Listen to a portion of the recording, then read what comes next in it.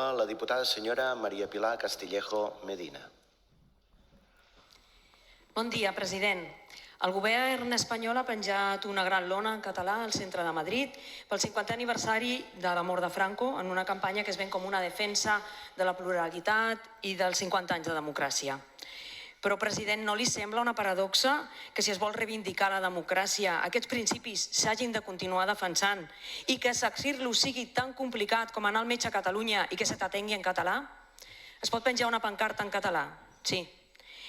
Però són els tribunals espanyols qui dicten si el català pot ser llengua vehicular o no. Mentre els adolescents acaben l'ESO acreditant un nivell del català que en realitat no tenen. Quin sentit té per vostè tot plegat? Per respondre té la paraula el president de la Generalitat.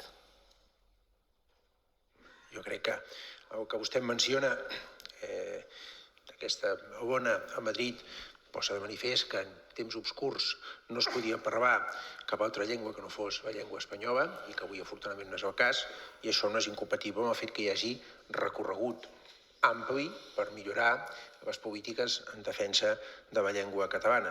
En aquest sentit, vostè sap que tenim un pacte nacional per la llengua, que està tothom que vulgui convidat a sumar-s'hi, que estipula tot un seguit de mesures i de recursos, compromet un seguit de recursos per poder millorar. Per tant, és veritat que hi ha un camí de millora i de recorregut. En relació al català a l'escola, el compromís del meu govern és clar.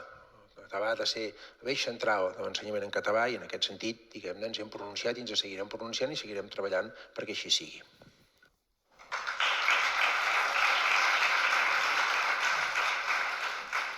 Per repreguntar té la paraula la diputada senyora Maria Pilar Castillejo Medina. Des de la CUP ho veiem diferent, president. Aquesta campanya de l'estat espanyol no celebra cap democràcia consolidada, sinó que serveix per invisibilitzar la continuïtat del franquisme, que encara continua condicionant la vida política, nacional i econòmica a l'Estat. La transició va blanquejar i va mantenir intactes els poders del règim, la monarquia imposada pel dictador i les elits judicials, econòmiques i militars. Ho vam veure el 2017, quan Felip VI va legitimar la violència contra el poble català. Ho veiem avui quan el ministre Marlaska nega un espai de memòria als lluitadors i les lluitadores per la llibertat, torturades també després del 78, o quan el mateix nacional-catolicisme, que va imposar la seva moral, ara finança moviments antidrets i campanyes antiavortament, mentre la conferència episcopal s'oposa a la retirada dels símbols franquistes. O quan l'extrema dreta s'asseu aquí mateix i es passeja amb impunitat, mentre els antifeixistes reben els antiavalots. Per això, diem que no n'hi ha prou amb campanyes de maquillatge d'un estat amb les arrels podrides per acabar amb el franquisme. Cal que el govern de la Generalitat recuperi la Via Laietana i la converteixi en un centre d'interpretació de la repressió i que declari la presó de dones de Trinitat Vella un bé cultural d'interès nacional. Cal que el govern de la Generalitat denunciï la monarquia, hereva del franquisme, i cal que desobeeixi els tribunals que volen imposar el castellà a les aules.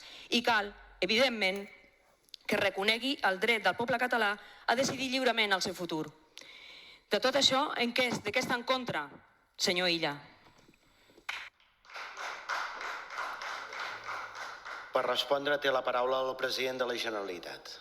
Moltes de les coses que ha dit vostè i que defensa la seva formació política jo no hi estic d'acord, tinc una visió diferent, però mai he dubtat, mai, que el seu grup polític, vostè i el seu grup polític, són demòcrates i en posicions d'esquerra molt contundents. En moltes coses no hi estic d'acord de les que vostès defensen, però d'això no n'he dubtat mai.